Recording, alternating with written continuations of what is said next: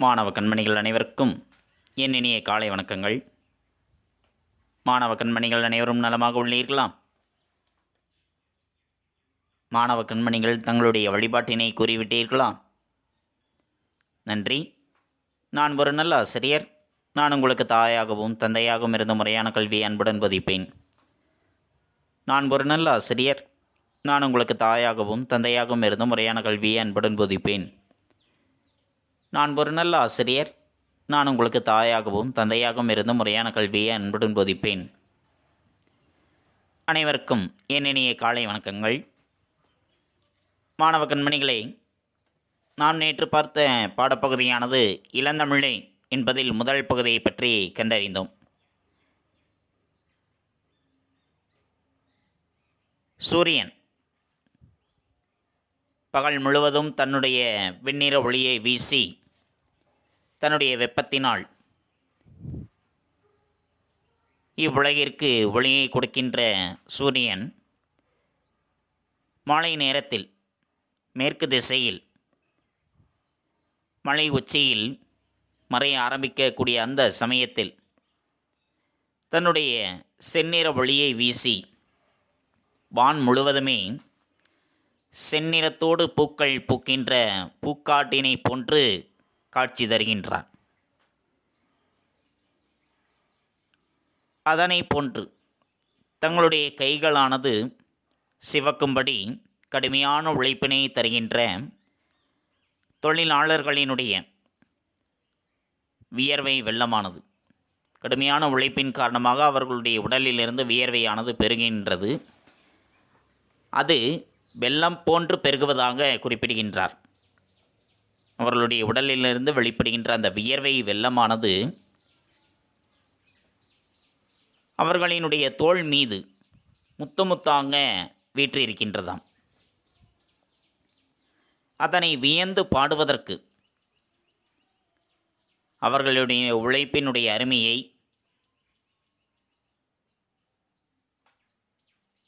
அவர்களுடைய கைகள் சிவக்கும்படி கடுமையான உழைப்பினை தருவதை அந்த நேரத்தில் தன்னுடைய வண்ணக் கதிர்களால் ஆதவன் மேற்கு வானில் வரைகின்ற அந்த எழிற் காட்சிகளை இவை எல்லாமே வியந்து பாடுவதற்கு எனதருமை செந்தமிழே, உன்னை அல்லால் உன்னை தவிர ஏற்ற துணை என்பது வேறு எவையேனும் இருக்கின்றதா? அவ்வாறு இருந்தால் அதனை கூறுவாயாக என்று குறிப்பிடுகின்றார். அதனை பற்றி நாம் நேற்றைய பாடப்பகுதியில் கண்டறிந்தோம். மாணவ கண்மணிகளுக்கு நன்கு புரிந்திருக்கும் என எண்ணுகின்றேன். அதிலிருந்து ஒரு சில வினாக்களை கேட்கலாமா மாணவர்களே? இளந்தமிழே என்ற கவிதையானது எந்த கவிதை தொகுப்பில் இடம்பெற்றுள்ளது? நிலவுப்பூ. சிற்பி பாலசுப்பிரமணியத்தினுடைய பன்முகத்தன்மை. கவிஞர், பேராசிரியர், மொழிபெயர்ப்பாளர், இதழாசிரியர். இவருடைய கவிதைகள் எந்தெந்த மொழிகளில் மொழிபெயர்க்கப்பட்டுள்ளன? ஆங்கிலம், கன்னடம், மலையாளம், மராத்தி, இந்தி. சிற்பி பாலசுப்பிரமணியம் அவர்கள் பெற்ற விருதுகள் என்னென்ன விருதுகளை அவர் பெற்றிருக்கின்றார்? சாகித்ய அகாதமி விருது 2 முறை, பாவேந்தர் விருது, கபிலர் விருது. சாகித்ய அகாதமி விருதினை எவற்றிற்காக பெற்றார்? எந்த நூல்களுக்காக அவர் பெற்றார்? ஒன்று மொழிபெயர்ப்புக்காக, அக்னி சாட்சி என்ற நாவலினுடைய மொழிபெயர்ப்புக்காக 2000ஆம் ஆண்டும், ஒரு கிராமத்து நதி என்ற கவிதையின் நூலிற்காக 2003ஆம் ஆண்டும் சாகித்ய அகாதமி விருதினை பெற்றார். புரிந்ததா மாணவர்களே? இன்றைய பாடப்பகுதிக்கு செல்வோமா? தங்களுடைய பாடப்புத்தகத்தில் பக்கம் எண் 2 எடுத்துக்கொள்ளுங்கள். எடுத்துக்கொண்டீர்களா? நன்றி.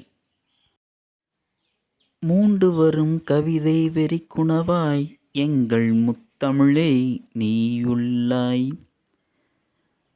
முன்னம் ஓர் நாள் பாண்டியரின் சங்கத்தில் கொழுவிருந்தாய்.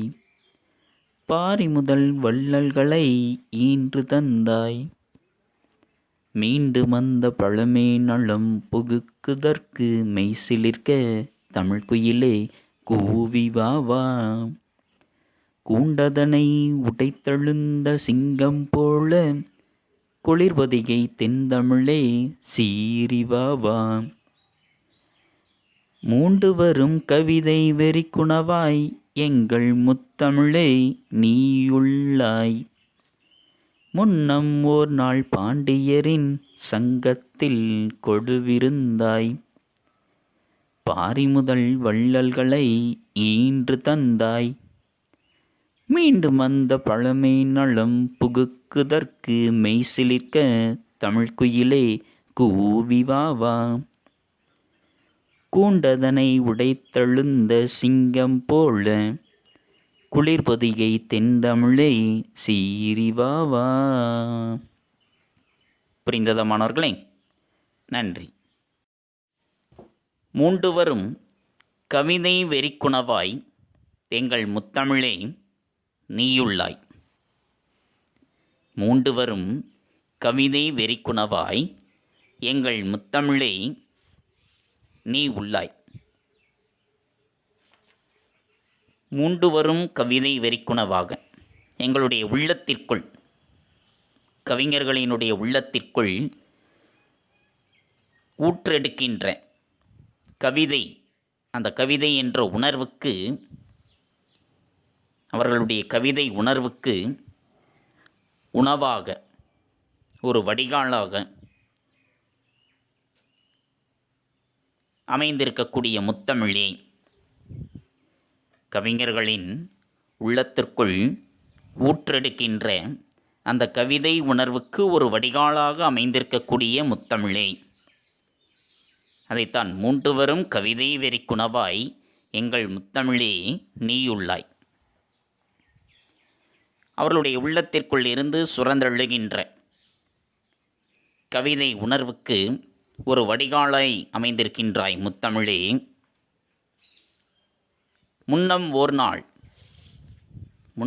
நாள் பாண்டியரின் சங்கத்தில் கொழுவிருந்தாய். முன்னம் ஓர் நாள் பாண்டியர்களினுடைய சங்கத்தில் கொழுவிருந்தாய். பாண்டியர்களினுடைய சங்கத்தில் பாண்டிய மன்னர்கள் தமிழ் புலவர்களுக்கு ஊக்கம் ஊட்டி தமிழில் புதிய நூல்களினுடைய ஆக்கத்திற்காக அருந்தொண்டாற்றியவர்கள் யார்? பாண்டிய மன்னர்கள். பாண்டிய மன்னர்கள் தமிழ் புலவர்களுக்கு ஊக்கத்தினை ஊட்டி தமிழில் புதிய நூல்களினுடைய ஆக்கத்திற்காக அருந்தொண்டாற்றியவர்கள். அவர்கள் செய்த ஆக்கப்பணிகளுள் சிறந்ததாக இருந்தது தமிழை வளர்க்க சங்கம் அமைத்தது. அவர்களினுடைய ஆக்கப்பணிகளிலே சிறந்தது என்று கருதப்படுவது தமிழ் மொழியை வளர்ப்பதற்காக அவர்கள் சங்கம் அமைத்ததுதான். அவர்கள் அமைத்த முதற்சங்கமும் இடைச்சங்கமும் கடற்கோளால் அழிந்துவிட்டது. ஆதலால் மூன்றாவது தமிழ்ச்சங்கமானது இன்றைய மதுரையில் அமைந்தது. அந்த சங்கத்தில் சேந்தம்பூதனார், சிறுமேதாவியார், மருதநிலநாகனார், நக்கீரர் போன்ற புலவர்கள் 49 வீற்றிருந்தார்கள். அவர்கள் நற்றிணை, குறுந்தொகை, புறநானூறு, பரிபாடல் போன்ற பல நூல்களை உருவாக்கினார்கள். இந்த சங்கத்தில் இன்றைய மதுரையில் அமைக்கப்பட்டிருக்கக்கூடிய மூன்றாவது தமிழ்ச்சங்கத்தில் சேந்தம்பூதனார், சிறுமேதாவியார், மருதநிலநாகனார், நக்கீரர் போன்ற 49 புலவர்களாக வீற்றிருந்தார்கள். அவர்களால் நற்றிணை, குறுந்தொகை, புறநானூறு, பரிபாடல் போன்ற பல நூல்களானது உருவாக்கப்பட்டன. இத்தகைய அருஞ்செல்வங்களால் இந்த உலகமே போற்றும்படி அன்னை தமிழானது, நம்முடைய தமிழ்த்தாயானவர் பாண்டியர்கள் அமைத்திருக்கக்கூடிய அந்த சங்கத்தில், தமிழ்ச் சங்கத்தில் கொழுவாக வீற்றிருந்தாள் என்று சொல்கின்றார் சிற்பி பாலசுப்பிரமணியம் அவர்கள். புரிந்ததா மன்னர்களே? பாண்டியர்கள் அமைத்திருக்கக்கூடிய அந்த சங்கத்தில், மூன்றாவது தமிழ்ச் சங்கத்தில் கொழுவாக வீற்றிருந்தார். பாரி முதல் வள்ளல்களை ஈன்று தந்தாய். பாரி முதலான வள்ளல்கள், பல வள்ளல் பெருமக்களை நீ உலகிற்கு தந்திருக்கின்றாய். பாரதியார் சொல்வதைப் போல நமக்கு தொழில் கவிதை, நமக்கு தொழில் கவிதை, நம்முடைய தொழில் எதுவென்றால் கவிதை எழுதுவது என்று பாரதியார் கூறியதைப் போல, நாடும் வீடும் நலம் பெற நல்ல கருத்துக்களை கவிதை மூலம் அளிப்பதையே தொழிலாக கொண்டிருந்தார்கள் பண்டைய புலவர்கள். அதுதான் அவர்களுடைய தொழிலாகவே இருந்தது. நம்முடைய நாடும் வீடும் நலம் பெற வேண்டும் என்பதற்காக நல்ல பல கருத்துக்களை தங்களுடைய கவிதையின் வாயிலாக மக்களுக்கு அளிப்பதைத்தான் தங்கள் தொழிலாகவே அவர்கள் கொண்டிருந்தார்கள். யார்? பண்டைய புலவர்கள். அவர்கள் வறுமையிலும் செம்மையாக வாழ்ந்தவர்கள். வறுமை நிலை ஏற்பட்டாலும் சரி, அதிலும் சிறந்ததொரு வாழ்க்கை வாழ்ந்தவர்கள். அவர்களுக்கு பாரி, காரி, ஓரி, அதியமான் போன்ற பல மன்னர்கள் வள்ளல்களாக ஈன்றெடுத்து அவர்களினுடைய தகுதியை மதித்து, அந்த புலவர்களினுடைய பண்டைய புலவர்களினுடைய தகுதியை மதித்து, அவர்கள் எதிர்பார்த்ததை விட ஏராளமான பொருள்களை அவர்களுக்கு வாரி வாரி வழங்கி அவர்களை காத்தார்கள். இவ்வாறு பொருள்களை வழங்கி புலவர்களையும் அவர்களின் மூலமாக தமிழையும் அவர்கள் காத்ததனால் பாரி முதல் வள்ளல்களை ஈன்று தந்தாய் என்று புகழ்ந்து கூறுகின்றார். பாரி முதலான வள்ளல்கள் ஈன்றெடுத்து அவர்கள் புலவர்களுக்கு பல சிறப்புகளை செய்து புலவர்களையும் அந்த புலவர்கள் மூலமாக தமிழையும் காத்ததினால் பாரி முதலான வள்ளல்களை நீ ஈன்று தந்து தமிழை காத்திருக்கின்றாய் என்று சொல்கின்றார். புரிந்ததா மாணவர்களே? மீண்டும் அந்த பழமை நலம் புகுக்குதற்கு,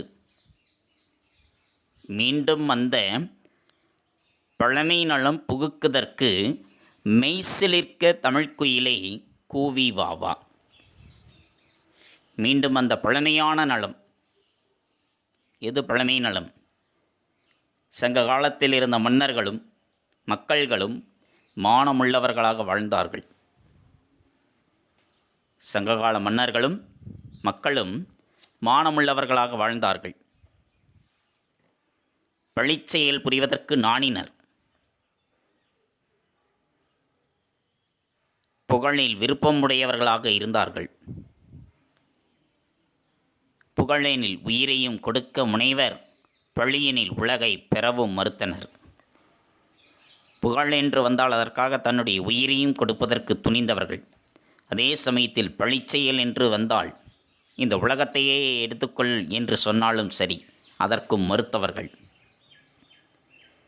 ஈகையையும் வீரத்தனையும் புகழ் வளர்க்கக்கூடிய கருவிகளாக கொண்டவர்கள். ஈகை திறன், கொடைத்திறனையும் வீரத்தினையும் தங்களுடைய புகழை வளர்க்கக்கூடிய கருவிகளாக கொண்டவர்கள். தன்னுடைய நலம் கருதாமல் பொதுநலம் கருதும் பண்புடையவர்களாக திகழ்ந்தவர்கள். தன்னுடைய நலனில் அக்கறை செலுத்தாமல் பிறருடைய நலனில் அக்கறை செலுத்தக்கூடிய பண்புடையவர்களாக வாழ்ந்தவர்கள். அதனால் சங்க காலம் இலக்கிய வரலாற்றில் மட்டுமல்லாது மக்களினுடைய வரலாற்றிலும் ஒரு பொற்காலமாக விளங்கியது.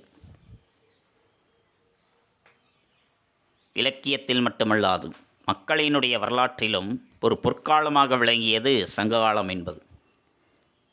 ஏனென்றால் சங்ககால மன்னர்கள் மக்கள் மானமுள்ளவராக வாழ்ந்தவர்கள். பழிச்செயல் புரிவதற்கு வெட்கப்பட்டனர். புகழில் விருப்பமுடையவர்களாக இருந்தவர்கள். ஈகையையும் வீரத்தனையும் புகழ் வளர்க்கக்கூடிய கருவிகளாக கொண்டவர்கள். தன்னுடைய நலம் கருதாமல் பிறருடைய நலனில் அக்கறை செலுத்தக்கூடிய பண்புடையவர்களாக திகழ்ந்தவர்கள். அதனால்தான் சங்ககாலம் என்பது பொற்காலமாக விளங்கியது.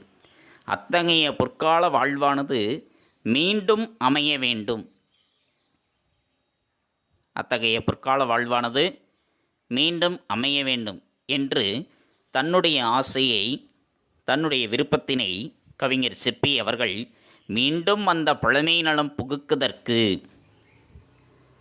மீண்டும் அந்த பழமையான நலம் வர வேண்டும். சங்க காலத்தில் எப்படி இருந்ததோ அந்த பழமை நலமானது மீண்டும் வர வேண்டும். அந்த பழமை நலம் வருவதற்கு, புகுவதற்கு தமிழ் குயிலே நீ கூவி வா வா என்று அழைக்கின்றார். இந்த சங்க காலத்தில் இருந்த நிலையானது மீண்டும் வர வேண்டும் என்று குறிப்பிடுகின்றார். புரிந்ததா மன்னர்களே? அடுத்து, கூண்டதனை உடைத்தெழுந்த சிங்கம் போல குளிர்பதையை தென்தமிழே சீறி வாவா. தன்னை அடைத்து வைத்திருக்கக்கூடிய கூண்டினை தகர்த்து கொண்டு வெளியேறுகின்ற சிங்கத்தினைப் போல, தன்னை அடைத்து வைத்திருக்கக்கூடிய கூண்டினை தகர்த்து கொண்டு வெளியேறுகின்ற சிங்கத்தினைப் போல குளிர்ச்சி பொருந்தி இருக்கக்கூடிய அந்த பொதிகை மலையில், அந்த குளிர் பொதிகை குளிர்ச்சி பொருந்தி இருக்கக்கூடிய அந்த பொதிகை மலையில் தோன்றிய தென்தமிழே சீறி வாவா. உனக்கு இருக்கக்கூடிய தடைகளை எல்லாமே, உன்னுடைய வளர்ச்சிக்கு தடையாக இருப்பது எவையோ அவை எல்லாவற்றையும் தகர்த்தெறிந்து கொண்டு நீ வா என்று சொல்கின்றார். இதுதான் அந்த பாடலினுடைய பொருளானது. புரிந்ததா மன்னர்களே? கவிஞர்களினுடைய உள்ளத்திற்குள் ஊற்றெடுக்கின்ற அந்த கவிதை உணர்வுக்கு ஒரு வடிகாலாக அமைந்துள்ளது முத்தமிழானது. பன்னர் நூல்கள் படைத்து உன்னை உயர்த்துவதற்காக பாண்டியர்கள் முன்பொரு காலத்தில் அமைத்திருந்த சங்கத்தில் நீ மொழியரசியாக, குழுவாக அங்கே வீற்றிருந்தாய். தான் பொருளை ஈட்டுவது பிறருக்கு ஈவதற்கே, கொடுப்பதற்கே என்ற நோக்கத்தோடு அனைத்தையும் அனைத்து உயிருக்கும் அள்ளித்தந்த பாரி முதலான வள்ளல்களை உலகிற்கு நீ அளித்ததன் மூலமாக புலவர்களையும், அந்த புலவர்கள் மூலமாக தமிழையும் நீ காத்திருக்கின்றாய். மொழியை பேணி வளர்த்த புலவர்களும், புலவர்களை ஆதரித்து அரவணைத்து காத்த வள்ளல்களும் வாழ்ந்த அந்த பண்டைய நாள் சங்க காலம், அதனுடைய சிறப்புகள் எல்லாமே மீண்டும் புத்துயிர் பெற்றுள்ள தமிழ் குயிலே நீ சீறிக்கொண்டு எங்களுடைய உடலானது சிலிர்க்கும்படி நீ கூவிக்கொண்டு வா. தன்னை அடைத்து வைத்திருக்கக்கூடிய குண்டினை தகர்த்து கொண்டு வெளியேறுகின்ற சிங்கத்தைப் போல குளிர்ச்சி பொருந்திய பொதிகை மலையில் தோன்றிய தென்தமிழே, உன்னுடைய வளர்ச்சிக்கு தடையாக இருப்பதனை எல்லாமே தகர்த்தெறிந்து கொண்டு நீ வா வா என்று சிற்பி பாலசுப்பிரமணியம் குறிப்பிடுகின்றார். புரிந்ததா மாணவ கண்மணிகளே? நன்றி. மாணவ கண்மணிகளே, அடுத்து நாம் காண்பது வள்ளல் பெருமக்கள். பாடலில் நாம் பார்த்தோம், பாரி முதலான வள்ளல்களை ஈன்று தந்தாய் என்று. பாரி முதலான வள்ளல் பெருமக்கள் யார் யார் இருக்கின்றார்கள் என்பதை பார்ப்போம். நமக்கு தெரிந்தது கடையேழு வள்ளல்கள் மட்டும்தான். ஆனால் வள்ளல் பெருமக்கள் 21 வள்ளல் பெருமக்களாக இருக்கின்றார்கள். முதல், இடை, கடை என்று முதல் 7 வள்ளல்கள் குமணன், சகரன், செம்பியன், துந்துமாரி, நளன், நிருதி இவர்கள் முதல் 7 வள்ளல்கள். இடையேழு வள்ளல்கள் அக்குரன், அந்திமான், அரிச்சந்திரன், கண்ணன், சந்திமான், சிசுபாலன், தந்தவக்கிரன் இவர்கள் இடையேழு வள்ளல்கள். கடையேழு வள்ளல்கள் எழினி, ஓரி, காரி, நல்லி, பாரி, பேகன், மலையன் இவர்கள் கடையேழு வள்ளல்கள். ஆக வள்ளல் பெருமக்கள் 21 வள்ளல் பெருமக்களானவர்கள் இருக்கின்றார்கள். முதல் 7 வள்ளல்கள், இடையேழு வள்ளல்கள், கடையேழு வள்ளல்கள் என்று. புரிந்ததா மாணவர்களே? நன்றி.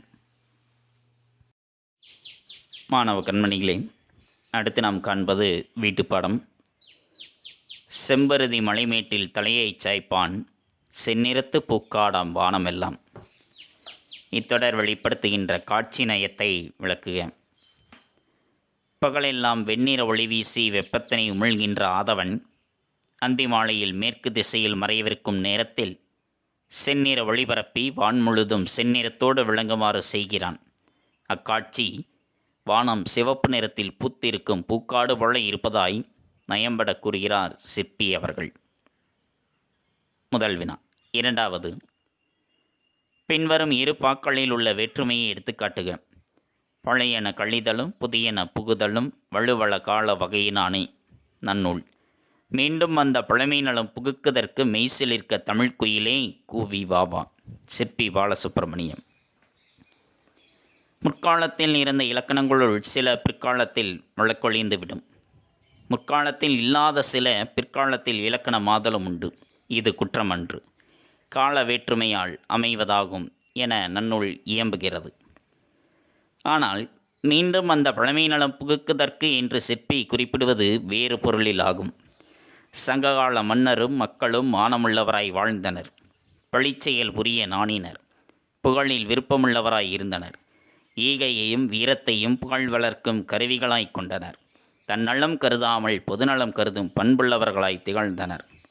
அதனால் சங்ககாலம் இலக்கிய வரலாற்றில் மட்டுமன்றி மக்கள் வரலாற்றிலும் ஒரு பொற்காலமாய் விளங்குகிறது. இத்தகைய பொற்கால வாழ்வு மீண்டும் அமைய வேண்டும் என்னும் தன் ஆசையை கவிஞர் சிற்பி மீண்டும் அந்த பழமை நலம் புகுக்குதற்கு மெய்சிலிருக்க தமிழ்க்குயிலே கூவி வாவா என்னும் அடி மூலம் வெளிப்படுத்துகிறார். இந்த இரண்டு வினாக்களும் தான் வீட்டுப்பாடம். மாணவ கண்மணிகள் தெளிவுற படித்து கொள்ளுங்கள். நன்றி. மாணவ கண்மணிகளே, இதுகாரும் நாம் கண்டறிந்தது இளந்தமிழை என்ற கவிதையினுடைய இரண்டாவது பத்தியை பற்றி பார்த்தோம். கவிஞர்களினுடைய உள்ளத்திற்குள் உற்றெடுக்கின்ற கவிதை உணர்வுக்கு வடிகாலாக அமைந்திருக்கக்கூடிய முத்தமிழும், பாண்டியர்கள் அமைத்திருக்கக்கூடிய சங்கத்தில் கொழுவாக வீற்றிருந்த தமிழும், பாரி முதலான வள்ளல்களை இவ்வுலகிற்கு அளித்திருக்கின்றது. அதன் மூலமாக புலவர்களையும் தமிழையும் காத்திருக்கின்றது. சங்ககால வாழ்க்கையானது, அந்த பொற்கால வாழ்க்கையானது மீண்டும் அமைய வேண்டும். எங்களுடைய உடலானது சிலிர்க்கும்படி தமிழ் குயிலானது கூவிக்கொண்டு வர வேண்டும் என்று தன்னுடைய ஆசையினை வெளிப்படுத்துகின்றார். தன்னை அடைத்து வைத்திருக்கக்கூடிய கூண்டினை உடைத்து கொண்டு வெளியேறுகின்ற சிங்கத்தினைப் போல பொதிகை மலையில் தோன்றிய தமிழானது அதனுடைய வளர்ச்சிக்கு தடையாக இருப்பதனையெல்லாம் தகர்த்தெறிந்து கொண்டு வர வேண்டும் என்று அப்பாடலின் வாயிலாக நாம் உணர்ந்து கொண்டோம். பழமையான மொழியாக இருந்தாலும் சரி, இன்றைய காலத்திற்கும் ஏற்ற மொழியாக இருப்பது நம்முடைய தமிழ் மொழி. அதனுடைய பழமை நலம் மீண்டும் புக வேண்டும். அதற்கு தடையாக இருக்கக்கூடிய அனைத்தையும் தகர்த்தெறிந்து கொண்டு வர வேண்டும். அதற்கு நம்மால் என்ற உதவியினை நாம் தமிழுக்கு செய்ய வேண்டும். எதன் மூலமாக? தமிழை கற்பதன் மூலமாக, தமிழை எழுதுவதன் மூலமாக, தமிழில் பேசுவதன் மூலமாக, தமிழை வளர்ப்பதன் மூலமாக. புரிந்ததா மாணவர்களே? தமிழை கற்போம், தமிழால் வாழ்வோம், இந்த உலகம் முழுவதும் தமிழை நிலைநாட்டுவோம். அடுத்து நாம் காண்பது பாடப்புத்தகம் படித்தல். பாடப்புத்தகம் படித்தல் பக்கம் எண் 3. பக்கம் எண் 3இல் இலக்கண குறிப்பு என்பதில் ஆரம்பித்து நூல்வெளி வரைக்கும் மாணவ கண்மணிகள் பாடப்புத்தகம் படித்தலாக எடுத்துக்கொண்டு படியுங்கள். எழுந்து நின்று உறக்கப் படியுங்கள். தங்களுடைய படித்தல் பயிற்சியினை சற்று மேம்படுத்திக் கொள்ளுங்கள். அடுத்து நாம் காண்பது வீட்டுப்பாடம். வீட்டுப்பாடம் பக்கம் எண் 19இல் சிறுவினா எடுத்துக்கொண்டீர்களா? அதில் இரண்டாவது சிறுவினா, செம்பருதி மலைமேட்டில் தலையை சாய்ப்பான் செந்நிறத்து பூக்காடாம் வானமெல்லாம். இத்தொடர் வெளிப்படுத்தும் காட்சி நயத்தை விளக்குக. அடுத்து நான்காவது, பின்வரும் இரு பாக்களின் கருத்துக்களில் உள்ள வேற்றுமையை எடுத்துக்காட்டுக. பழையன கழிதலும் புதியன புகுதலும் வள்ளுவள கால வகையினானே நன்னூல். மீண்டும் அந்த பழமை நலம் புகுக்குதற்கு மெய்சிலிருக்க தமிழ்க்குயிலே கூவி வாவா. சிற்பி பாலசுப்பிரமணியம். இந்த இரண்டு வினாக்களும் தான் வீட்டுப்பாடம். அந்த 2 வினாக்களுக்குரிய விடையினை பற்றி நாம் முந்தைய பகுதியில் கண்டறிந்தோம். அடுத்து நாம் காண்பது பக்கம் எண் 18 நம்மை அழுப்போம் பழவுள் தெரிய. எடுத்துக்கொண்டீர்களா? அதில் 2வது வினா, மீண்டும் அந்த பழமை நலம் புகுக்குதற்கு கவிஞர் குறிப்பிடும் பழமை நலம் பாண்டியரின் சங்கத்தில் கொள்ளுவிருந்தது, பொதிகையில் தோன்றியது, வள்ளல்களை தந்தது. இதில் கவிஞர் குறிப்பிடுகின்ற பழமை நலம் எது? பாண்டியர்களினுடைய சங்கத்தில் கொள்ளுவிருந்ததா, அல்லது பொதிகை மலையில் தோன்றியதா, அல்லது வள்ளல்களை தந்ததா? எது எது சரியானது?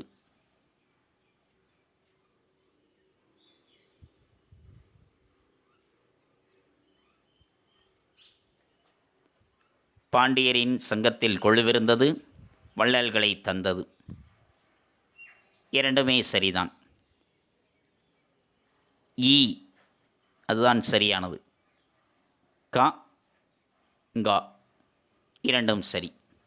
குறித்து கொண்டீர்களா? நன்றி. மீண்டும் அடுத்த பாட வேளையில் சந்திப்போம். நன்றி, வணக்கம்.